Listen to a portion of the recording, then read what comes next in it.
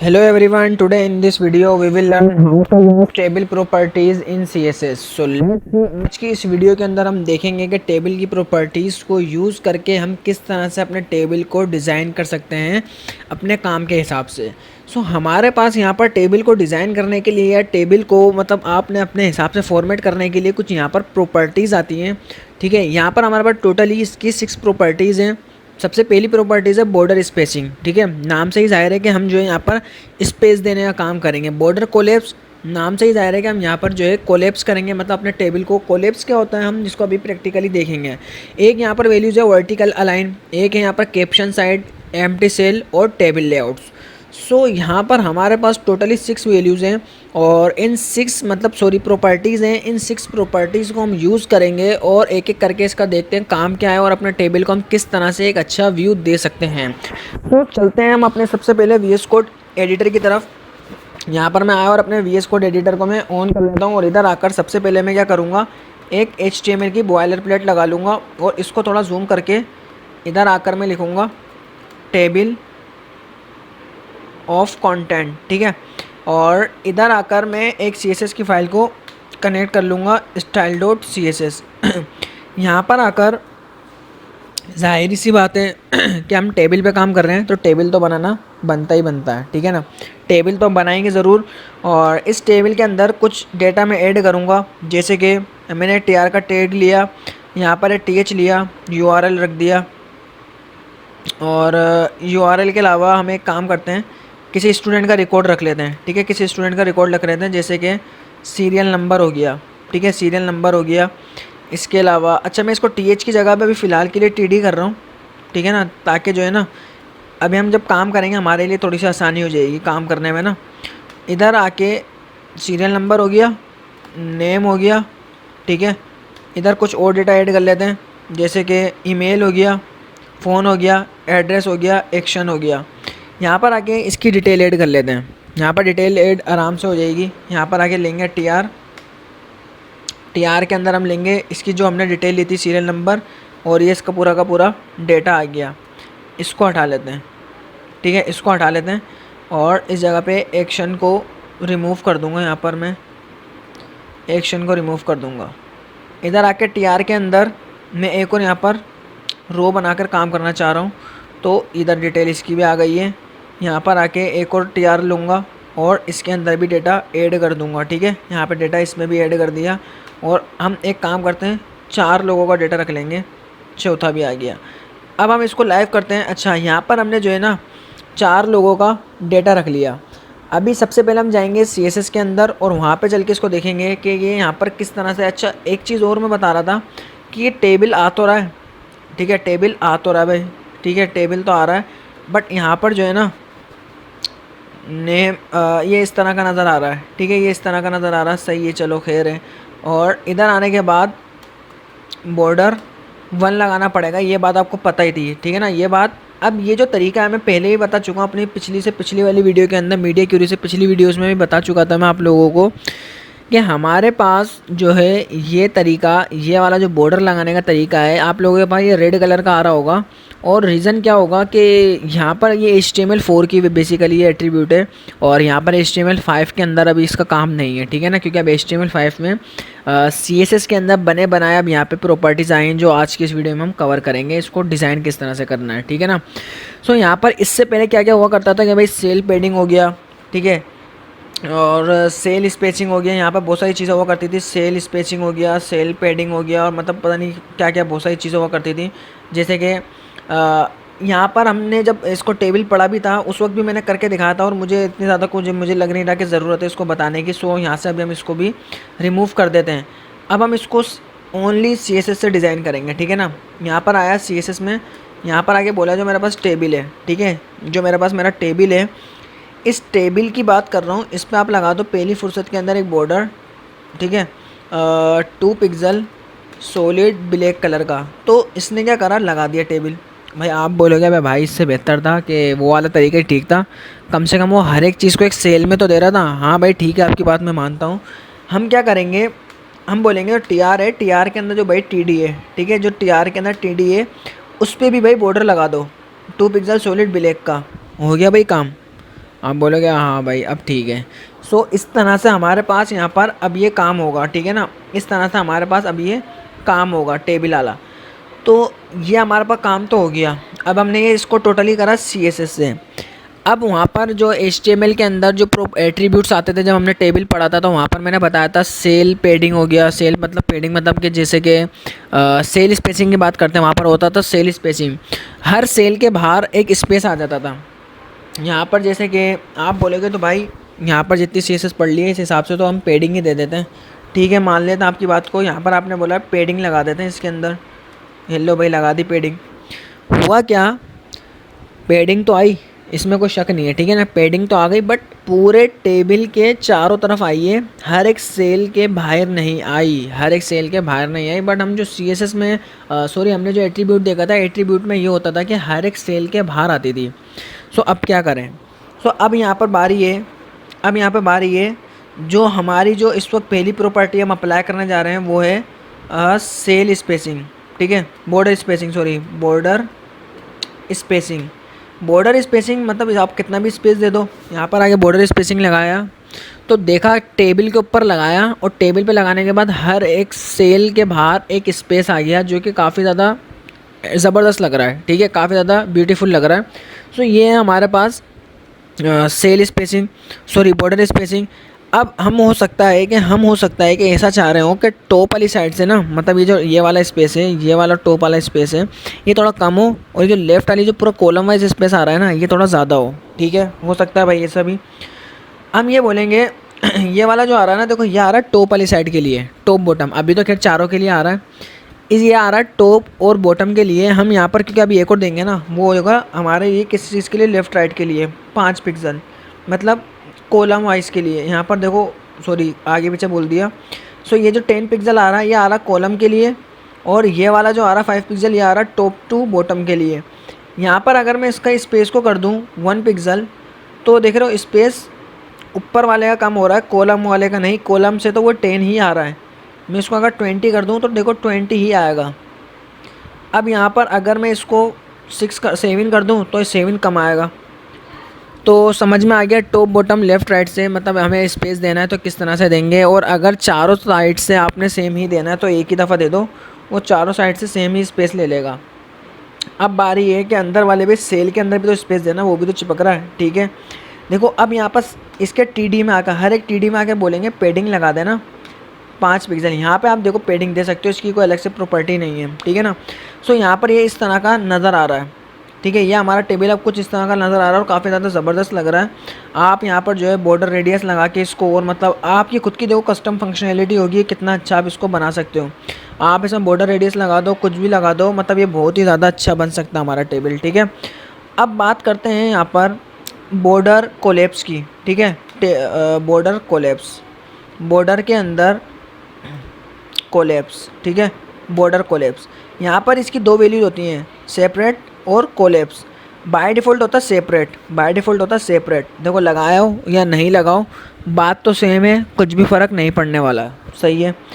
अब एक होती है यहाँ पर एक होती है यहाँ पर बॉर्डर कोलैप्स की वैल्यू होती है एक, और कोलैप्स, जिससे क्या होगा कि बाहर वाला जो है बिल्कुल वो हट जाएगा, ठीक है, बाहर वाला जो लेआउट आ रहा था वो बिल्कुल सारे हट जाएंगे और ये इस तरह के कोलैप्स हो जाएंगे, और ये हमारा टेबल कुछ इस तरह का नज़र आ रहा है।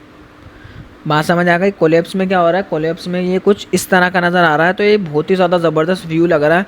अगर आप टेबल को इस तरह का डिज़ाइन करना चाह रहे हो तो आप बॉर्डर कोलैप्स का यूज़ कर सकते हो। और याद रखो कि ये हमारे पास जो प्रॉपर्टी मैं लगा रहा हूँ ये टेबल के ऊपर लगा रहा हूँ, ठीक है ना, टेबल के ऊपर लगा रहा हूँ, ये चीज़ याद रखना है। और टेबल की जितनी भी प्रॉपर्टीज़ हैं इत्तेफाकन जो है टेबल के ऊपर ही लगेगी, TR TD वगैरह में नहीं लगेगी, ठीक है। सो अभी यहाँ पर हम आते हैं बॉर्डर रेडियस कमेंट कर रहा हूँ, चलो ऑन कर लेते हैं, मसला नहीं है, इसको कमेंट कर लेना कोलैप्स वाले को। अभी हम इसको फ़िलहाल के लिए ऐसे ही रखते हैं। अब बात करते हैं यहाँ पर मैं आता हूँ। अब जो हम पढ़ने वाले हैं वो होगा वर्टिकल अलाइन, ठीक है। पहले वर्टिकल अलाइन से पहले मैं एक काम करता हूँ, आपको एम्प्टी सेल पढ़ा देता हूँ। एम्प्टी सेल देखो क्या होता है। देखो एम्प्टी सेल ये होता है जैसे कि फॉर एग्जांपल मैंने एक आध कोई इसमें से वैल्यू खाली कर दी, एम्प्टी कर दिया, देख रहे हो होगा क्या कि बीच में से एक ईमेल खाली हो गया, ठीक है, एक ईमेल खाली हो गया, मतलब एक सेल हमारा एम्प्टी हो गया। सो ये बुरा सा लग रहा है, ठीक है। हम ये जो है ना बुरा सा लग रहा है, या आप इसको चलो भले अच्छा ही लग रहा है, खाली ये कोई मसला नहीं है, लेकिन हम इसको हटाना चाह रहे हैं, हम अपनी प्रॉपर्टी का यूज़ करना चाह रहे हैं। सो यहाँ पर एम्प्टी सेल अगर कोई होगा तो इस तरह से हम बोल सकते हैं यहाँ पर एम्प्टी सेल, ठीक है। एम्प्टी सेल एक होता है शो का मतलब बाय डिफ़ॉल्ट एक नज़र आ रहा है, ठीक है। मतलब आपका जो सेल है वो नज़र आ रहा है। सेल ही किसको बोल रहा है, पूरे बॉक्स को बोल रहा है। आपका जो सेल है वो नज़र आ रहा है। इसकी एक वैल्यू होती है एम्प्टी सेल हाइड। अब वो जो बॉक्स था ना, देख रहे हो, वो गायब हो गया। वो जो बॉक्स था वो बिल्कुल ही अपनी जगह से गायब हो गया। तो आप ये नहीं बोलना कि जो है ना भाई ये जो है ना गायब हो गया तो फ़ोन इधर आ जाए ना, या ईमेल ऊपर आ जाए। देखो वो हो जाएगा ना तो फिर मसला हो सकता है, ठीक है। ये हमारे लिए प्रॉब्लम करेगा। मतलब ऐसा समझ लो कि उसने विजिबिलिटी हिडन कर दिया, ऐसा समझ लो इसको। आप लोग कह सकते हो इसको। ये तकरीबन वैसा ही काम करा इसने, ठीक है। ये अपनी जगह पर ही है सेल, लेकिन नज़र नहीं आ रहा, वो हाइड हो गया है, ठीक है ना। ये एम्प्टी सेल होता है। अगर अब मैं यहाँ पर आकर कोई और सेल भी इसी तरह का एम्प्टी कर दूँ, ठीक है, एड्रेस को एम्प्टी कर देता हूँ, तो अब एड्रेस वाला सेल भी बिल्कुल अपनी जगह से गायब हो गया। तो ये होता है हमारे पास एम्प्टी सेल, ठीक है। अब बात करते हैं वर्टिकल अलाइन की, ठीक है। यहाँ पर आके वापसी कंटेंट ऐड करता हूँ, ठीक है। ऊपर वाले में भी ऐड कर लेता हूँ वर्टिकल अलाइन। वर्टिकल अलाइन में बेसिकली होता क्या है, यहाँ पर मैं आया और इस वाले नेम के अंदर जो है ना, देखो मैं एक चीज़ दिखाता हूँ। पहले तो मैं टेबल की एक विड्थ देता हूँ, ठीक है। मैंने बोला जो मेरा टेबल होगा ना, वो होगा, उसकी जो विड्थ होगी 400 पिक्सल होगी, ठीक है। और वो हो भी गया, ठीक है। मैंने बोला 400 पिक्सल होगी और वो हो गया 400 पिक्सल, ठीक है। अब मैं इसमें जो है ना कंटेंट थोड़ा सा ज़्यादा दे रहा हूँ, ठीक है। मैं थोड़ा कंटेंट इसके अंदर ऐड कर रहा हूँ नेम के अंदर, सेकंड वाले नेम में आकर, ठीक है। नंबर 1 नंबर 2 वाले नेम के अंदर आऊँगा और यहाँ पर मैंने बोला नेम, और इसके अंदर जो है ना कुछ कंटेंट मैंने बोला इसके अंदर ऐसा कर लेते हैं, माय नेम इज़ अली कर लेते हैं, ठीक है। मैंने माय नेम इज़ अली करा, हो गया, ठीक है। माय नेम इज़ अली भी हो गया। हम एक काम करेंगे कि जो है ना इसके अंदर थोड़ा सा कंटेंट और ऐड कर लेते हैं। लोरेम 10 वर्ड्स, ठीक है, 10 वर्ड्स का और ऐड कर लेते हैं। तो अब देखो ये मेरे पास कुछ इस तरह का हो रहा है, ठीक है। हो तो गया, बट ये मेरे पास कुछ इस तरह का हुआ। आप बोलोगे हाँ यार ये हो तो गया, मतलब कंटेंट ज़्यादा हुआ ना, तो ये इस तरह का आ गया। अब बात करते हैं भाई, ये तो ठीक है ये हो रहा है, लेकिन हम चाह रहे हैं कि ये जो ईमेल वगैरह है, ये इसको अब इस कंटेंट को अब इन वाले कंटेंट को ऊपर लेकर जाएं या मिड में ही रखें या बॉटम में लेकर जाएं, इसको कंट्रोल करना है। सो अब बारी आती है यहाँ पर वर्टिकल अलाइन की, ठीक है। अब बारी आती है वर्टिकल अलाइन की। तो टीडी के अंदर आकर बोलूँगा, जो टीडी का क्योंकि वो कंटेंट किसका है, टीडी का, तो मैं बोलूँगा वर्टिकल अलाइन। और यहाँ पर इसमें बहुत सारी वैल्यूज़ होती हैं, देख रहे हो, बहुत सारी वैल्यूज़ होती हैं, जैसे कि होता है ऑटो है, बेसलाइन है, बॉटम है, मतलब अलग अलग है, ठीक है। सो यहाँ पर मैं बोल रहा हूँ बॉटम, ठीक है। बॉटम लगाया तो देखो ये हमारे पास ईमेल, फ़ोन, एड्रेस वगैरह सब क्या हो गया, ये वाला जो है ना ये बॉटम के अंदर आ गया है। मैं इसी तरह से इसको डुप्लीकेट यहाँ पर कर रहा हूँ और मैं बोल रहा हूँ टॉप के ऊपर चल जाए, तो देखो सारा कंटेंट टॉप की तरफ चल गया। ये वर्टिकल अलाइन जो है इसको हम सेट कर रहे हैं, ठीक है। ये होता है वर्टिकल अलाइन। इसी तरह से बाय डिफ़ॉल्ट तो खैर मिड होता है, हम इसको मिडिल बोलेंगे, ठीक है। मिडिल, ये मिडिल के अंदर आ जाएगा। सो ये होता है हमारे पास वर्टिकल अलाइन। तो अब बारी है यहाँ पर वर्टिकल अलाइन में हमने कंट्रोल कर लिया, एम्प्टी सेल देखा, बॉर्डर स्पेसिंग देखा, ठीक है, बॉर्डर कोलैप्स देखा। अब देखते हैं सबसे पहले यहाँ पर बॉर्डर लेआउट, ठीक है, टेबल लेआउट, सॉरी, जो टेबल लेआउट हमारी प्रॉपर्टी थी उसको देखते हैं क्या करता है। देखो यहाँ पर जो है ना मसला, देखो क्या मसले को समझने की कोशिश करना। इधर मैंने एक विड्थ दी हुई थी 400 पिक्सल की, सो यहाँ पर इसकी 400 पिक्सल ही आ रही है, मतलब इस बात में कोई शक नहीं है, 400 पिक्सल ही ले रहा है। मैं चाहे कितना भी कंटेंट ऐड कर दूँगा उससे ज़्यादा नहीं बढ़ेगा, क्योंकि पिक्सल एक फ़िक्स यूनिट है। पिक्सल क्या है, एक फ़िक्स यूनिट है, वो कभी बढ़ सकता ही नहीं है, ठीक है ना। तो यहाँ पर अब देखना होगा क्या, ठीक है। इधर मैं आया और इधर आकर मैंने बोला जो ईमेल है ना, ईमेल एक बहुत बड़ा नाम है, समझ लो। जैसे कि मैंने बोला ईमेल इज़ अ सर्वर, ठीक है भाई, ईमेल इज़ अ सर्वर हो गया। अब मैं इसी नाम को थोड़ा सा और बड़ा करता हूँ, ठीक है, और बड़ा कर दिया।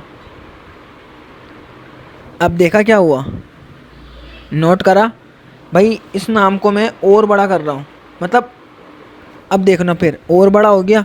देखो हो क्या रहा है, इधर कोई स्पेस नहीं है। अगर कोई ऐसा नाम आपके टेबल में, कोई एक ऐसा नाम आ जाता है जिसमें कोई स्पेस नहीं है और नाम भी बहुत ज़्यादा बड़ा है, ठीक है, और आपने अपने टेबल की विड्थ भी फिक्स दी हुई है, बट वो टेबल हमारा बड़ा होते जा रहा है। मैं और बड़ा करता हूँ इस नाम को, देखो फिर से देखो, और बड़ा करा, ये विड्थ और ज़्यादा बड़ी हो गई है। भाई पिक्सल तो एक फिक्स यूनिट था, उसका तो मकसद ही फेल हो गया भाई।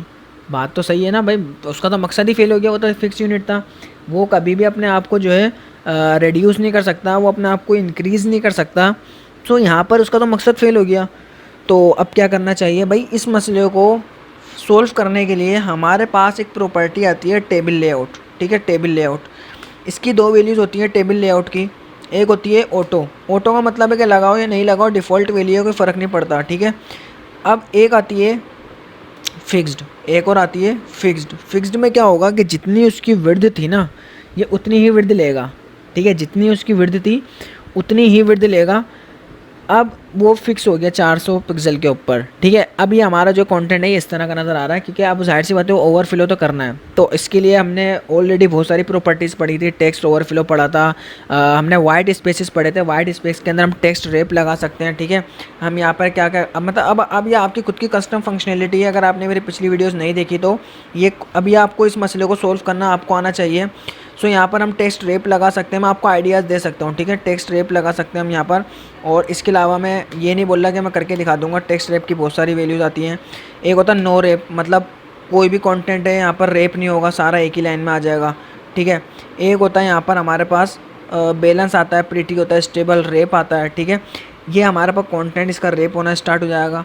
सो इस मसले को हल करने के लिए हमने टेक्स्ट ओवरफ्लो ही पढ़ा था, मैं करके नहीं दिखाऊंगा, ठीक है। टेक्स्ट ओवरफ्लो यहाँ पर आप लोग जो है ना एलिप्सिस वगैरह का बहुत सारी चीज़ें होती हैं जो यूज़ आप कर सकते हो, लेकिन खैर मैं इसको करके नहीं दिखाऊंगा क्योंकि आपको मेरी पिछली वीडियोस देखनी पड़ेगी। क्योंकि आज का जो हमारा टॉपिक है, जो हमारा कॉन्सेप्ट है, वो है ओनली टेबल के ऊपर। तो आई होप ये आपको क्लियर हो गया होगा कि किस तरह से हम जो है इस मसले को सोल्व कर सकते हैं और क्या क्या मतलब टेबल लेआउट किस तरह से काम कर रहा है और ये सारी चीज़ें किस तरह से वर्क कर रही है।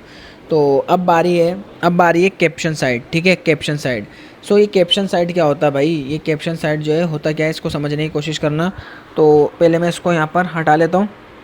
अब कैप्शन साइड जो होता है, हमारे पास एक यहाँ पर टैग आता है कैप्शन का, ठीक है, कैप्शन का। कैप्शन लगता है बेसिकली टेबल के लिए और यहाँ पर हमारे पास नाम देता है कि माय टेबल। और देखो हमारे पास एक कैप्शन लग कर आ गया कि ये माय टेबल, ये मेरा टेबल है, ठीक है। अब इस कैप्शन को जो ये ऊपर की तरफ आ रहा है, तो हम चाह रहे हैं इसकी भी दो वैल्यूज़ होती हैं, टॉप की तरफ आए या बॉटम की तरफ। तो मतलब कैप्शन कहाँ पर लग कर आया, तो हम यहाँ पर बता सकते हैं कैप्शन साइड बॉटम, ठीक है। तो ये बॉटम की तरफ आ गया। अगर आप इसको टॉप की तरफ ले जाना चाह रहे हो तो कैप्शन साइड, ठीक है, कैप्शन साइड आप इसको टॉप कर सकते हो, तो ये टॉप की तरफ चल जाएगा, जो कि एक डिफ़ॉल्ट वैल्यू है, लगाओ या नहीं लगाओ बात तो एक ही है, ठीक है ना। सो ये हमारे पास बॉर्डर कोलैप्स पढ़ा हमने, एम्प्टी सेल पढ़ा और टेबल लेआउट पढ़ा। इसके अलावा वर्टिकल अलाइन पढ़ा हमने, एम्प्टी सेल वगैरह हमने सारी चीज़ें कवर करी आज की इस वीडियो के अंदर। और आई होप ये आपको सारी चीज़ें क्लियर हो गई होंगी। और अगर इसमें कोई सवाल है तो आप लोग मेरे से कमेंट सेक्शन में पूछ सकते हो। और मिलते हैं इंशाल्लाह हम नेक्स्ट क्लास के अंदर। उसके अंदर हम जो है बहुत सारी नई प्रॉपर्टीज़ और चीज़ हम कवर करने वाले हैं। तो वीडियो अच्छी लगी वीडियो को लाइक कर देना, चैनल को सब्सक्राइब कर देना। मिलते हैं नेक्स्ट वीडियो में, जब तक के लिए गुड बाय।